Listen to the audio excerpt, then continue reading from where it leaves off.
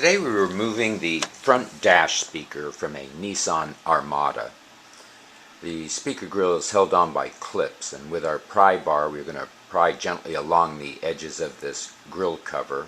Pry pressure releases the clips, and this will allow you to remove the grill cover and set it to the side. This is going to give access to the speaker. The speaker also has clips securing it to the dash. With pry pressure going around the edges of the speaker, you can release these clips and remove it slightly up out of the opening.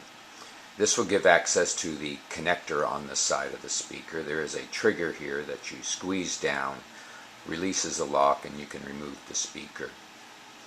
Hope this video has been helpful. Please subscribe, see our website for other help, and thank you for watching.